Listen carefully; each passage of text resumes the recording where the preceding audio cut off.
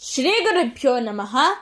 ಮಾನ್ಯ ದೇವನಹಳ್ಳಿ ವೆಂಕಟಪ್ಪ ಗುಂಡಪ್ಪನವರು ರಚಿಸಿರುವ ಕನ್ನಡದ ಭಗವದ್ಗೀತೆ ಎಂದೇ ಪ್ರಸಿದ್ಧವಾಗಿರುವ ಕಗ್ಗದಲ್ಲಿ 37ನೆಯ ಕಗ್ಗ ಮತ್ತು ಅದರ ತಾತ್ಪರ್ಯವನ್ನು ತಿಳಿಯೋಣ.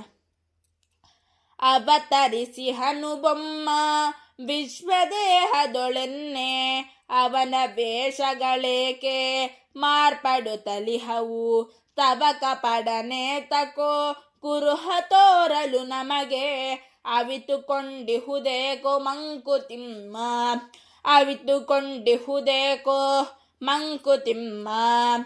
ಇದರ ಅರ್ಥವನ್ನು ನೋಡೋದಾದ್ರೆ, ಭಗವಂತನ ರೂಪಗಳು ಒಂದೇ, ಹಲವೇ ಎಂಬ ಜಿಜ್ಞಾಸೆ ಅನಾದಿ ಕಾಲದಿಂದಲೂ ನಮ್ಮನ್ನ ಕಾಡ್ತಾ ಬಂದಿದೆ. ಪರಬ್ರಹ್ಮನು ಈ ಜಗತ್ತಿನಲ್ಲಿ ಅವತರಿಸಿದ್ದಾನೆ, ಆದರೆ ಅವನ ರೂಪಗಳು ಮಾತ್ರ ಹಲವು ಮತ್ತು ಅವು ಕಾಲಾನುಕಾಲಕ್ಕೆ ಬದಲಾಗ್ತದೆ. ಅವನ ರಹಸ್ಯವೇನು ಎಂಬುದನ್ನು ಆತ ತಿಳಿಯಗೊಡುವುದಿಲ್ಲ. ಹಾಗೆ ಅವನ ನಿಜ ರೂಪವನ್ನು ಬಚ್ಚಿಡಲು ಕಾರಣವೇನು? ಹೀಗೆ ಚಿಂತಿಸೋಣ. ದೈವ ಎನ್ನುವುದು ಅತಿಮಾನುಷತೆಯ ಪ್ರತೀಕ. ಮನುಷ್ಯನಿಂದ ಆಗದ ಕಾರ್ಯಗಳು ದೇವರಿಂದ ಆಗುತ್ತವೆ. ಆದ್ದರಿಂದ ಮಾನವ ದೈವದ ಮೊರೆ ಹೊಕ್ಕ. ನಮ್ಮ ದಶಾವತಾರವನ್ನು ಗಮನಿಸುವ. ದೇವರು ನಾವು ನೆನೆದಾಗ ನೆನೆದ ರೂಪದಲ್ಲಿ ಬರುತ್ತಾನೆ. ವೇದಗಳು ಸಾಗರದಲ್ಲಿ ಮುಳುಗಿ ಮೀನಾಗಿ ಈಜಿ ರಕ್ಷಿಸಿದ. ಮಂದರ ಪರ್ವತವು ಮುಳುಗುತ್ತಿರಲು ಕೂರ್ಮನಾಗಿ ಅದನ್ನು ಹೊತ್ತ. ಭೂಮಿಯನ್ನು ಉಳಿಸಲು ವರಾಹನಾಗಿ ಬಂದ. ವರದ ಮಹಿಮೆ ತಿಳಿಸಲು ನರಸಿಂಹನಾದ. ಬೇಡುವುದಾದರೆ ನಾನೇ ಮೊದಲು ಎಂದು ವಾಮನನಾದ. ಜಗದ ಕ್ಷಾತ್ರತೇಜ ಮುರಿಯಲು ಭಾರ್ಗವನಾದ. ಮಾನವನಾಗಿಯೂ ಪುರುಷೋತ್ತಮನಾಗಬಹುದೆಂದು ತಿಳಿಸಲು ರಾಮನಾದ. ಭೂಭಾರವಿಳಿಸಲು ಕೃಷ್ಣನಾದ.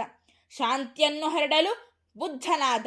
ಈಗ ನಮ್ಮ ಸ್ವಾರ್ಥದ ಪರಮಾವಧಿಯಾದ ಕಲ್ಕಿ ರೂಪದಲ್ಲಿದ್ದಾನೆ.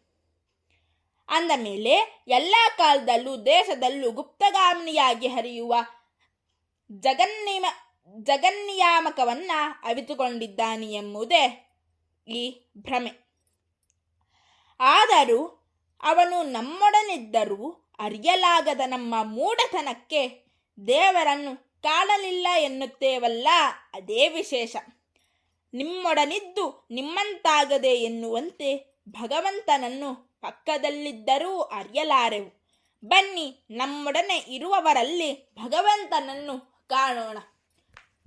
ಮುಂದಿನ ಕಗ್ಗ ಮತ್ತು ಅದರ ಅರ್ಥವನ್ನು ನಾಳೆ ತಿಳಿದುಕೊಳ್ಳೋಣ.